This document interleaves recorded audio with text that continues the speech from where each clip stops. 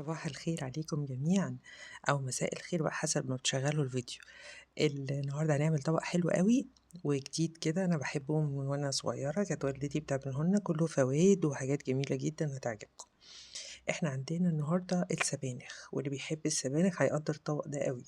وعندنا ناخد معاه شبت وكزبرة، ووريتكم ورقة الكزبرة تختلف طبعًا عن البقدونس.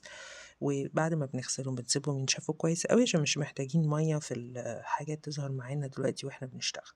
فزي ما إحنا شايفين كده بنقطّعهم صغير أوي، وهنعمل معاهم بقى طبق حلو أوي كده جديد. اللي بيحب البيض الأومليت برضه هيقدّر الطبق ده. يعني كُلّه فوايد وحاجات جميلة، السبانخ بتتحط معانا في كل حاجة صراحة، فيها حديد وكالسيوم وكل حاجة محتاجها الولاد دلوقتي ومحتاجينها إحنا كمان، يعني إحنا لو إحنا بنكبر كده لازم الحاجات دي كلّها نبدأ ناكلها ونقلل كَم اللحوم اللي بتتاكل برضه، لإن اللحوم فوايدها أقل كتير أوي من الخضار اللي إحنا بنستعمله.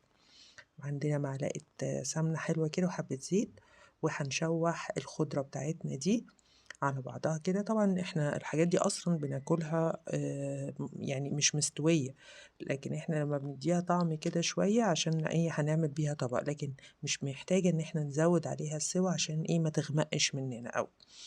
فهنعملها كده ونحافظ على اللون. هناخد بصلة صغيرة أنا طبعًا بافرّز البصل على طول، فباخد حتّة منه وأحطه على طول، ومعلقة ماجي وحبّة ملح سوري مكعب ماجي، ومعلقة ملح ومعلقة فلفل، و3 فصوص توم مفرومين بس، ونشوّحهم مع بعض كده بس بياخدوا إيه، سِوَى أو بياخدوا طعم بعض زي ما بيقولوا.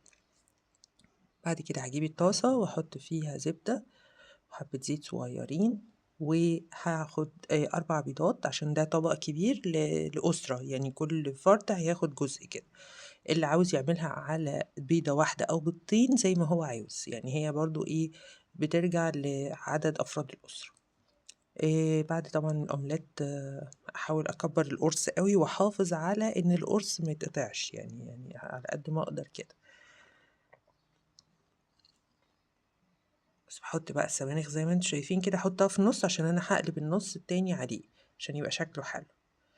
بس، وأكلة والله، والله جرّبوها هتعجبكم جدًا، جدًا، جدًا، ومفيدة أوي، أوي، أوي. يعني جرّبوها كده وقولوا لي رأيكم، عجبتكم والّا لأ؟ وألف هنا عليكم، ومتشكرة أوي، أوي، أوي لل3، 4 اللي بيشجعوني وأصحابي وحبايبي، متشكرة ليكم جدًا. وأنا يعني بجد مهتمة بمتابعتكم، تعليقاتكم، ومتشكرة جدًا أوي، أوي، أوي إن أنتم متابعينّي والله، ربنا يخليكم. وتمنياتي ليكم حياة سعيدة.